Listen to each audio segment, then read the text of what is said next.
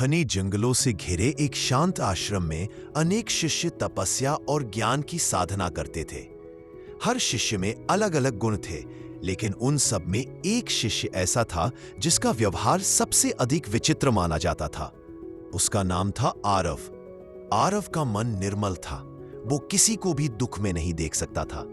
आश्रम के बुजुर्गों की सेवा करता, बीमार शिष्यों की देखभाल करता और राह डरते यात्रियों को अपनी कमाई हुई भिक्षा तक दान कर देता। लेकिन आरव में एक दोष था। वो हर जगह अपनी राय देने लगता था। कोई शिष्य तंदूरी बना रहा हो, आरव सलाह देता।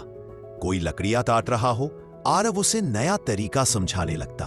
कोई ध्यान में बैठा हो तो वो उसे ध्यान कैसे किया जाए ये बताने लगता।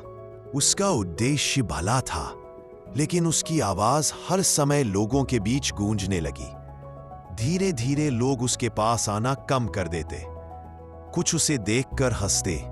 ये लो आ गए आरव महाराज, अब ज्ञान की बारिश झेलो। कोई पीछे घूम जाता, कोई उसके वचनों पर तंज मारता। आरव की आत्मा दुख से भर जाती, पर वह बोलना नहीं छोड़ता। उसे लगता था कि लोगों को समझाना ही मेरा कर्तव्य है, लेकिन जितना वह बोलता, लोग उतना ही उससे दूर भागते। यह बात आश्रम के गुरु ऋषि वेदांत तक पहुंची। एक दिन आश्रम में बड़ा यज्ञ होना था। सभी शिष्य एकत्र हुए। आरव व्यथित हृदय से गुरु के चरणों में बैठा और बोला, गुरुदेव, मैं सबका भला चाहता हूं, पर लोग मेरी बात सुनते ही नहीं। उल्टा वे मुझसे परेशान होने लगे हैं। कई तो मेरा अपमान तक कर देते हैं। क्या मैं गलत हूं? गुरु ने उसकी ओर देखा, मुस्कुराए और बोले, पुत्र, तुम्हारा हृदय पवित्र है, पर तुम्हारी वाणी बेचैन है। फिर गुरु बोले, दूसरों की सहायता केवल बोलकर नहीं होती। कई बार मौन किसी भी सलाह से अधिक शक्तिशाली होता है। तुम्हें यह बात एक कहानी से समझाता हूं। बहुत समय पहले एक नगर में दो श्रेष्ठ मूर्तिकार रहते थे। एक का नाम था आरुष और दूसरे का धीरज।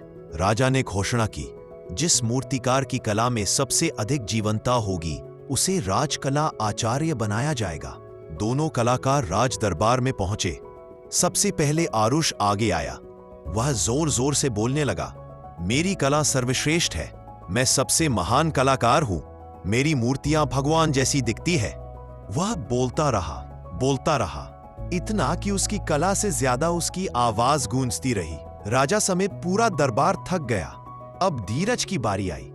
वह शांत मुद्रा में राजा के सामने आया। कुछ नहीं बोला, बस अपनी मूर्ति को धीरे से सामने रख दिया। पूरे दरबार में मौन छा गया।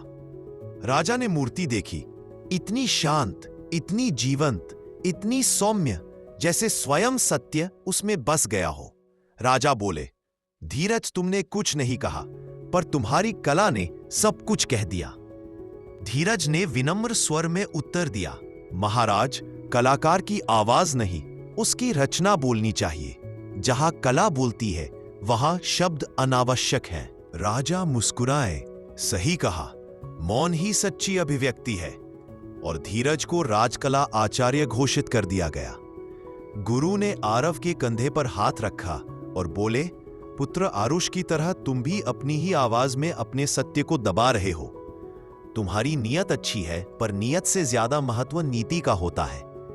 फिर गुरु ने कहा, मौन के 7 वरदान।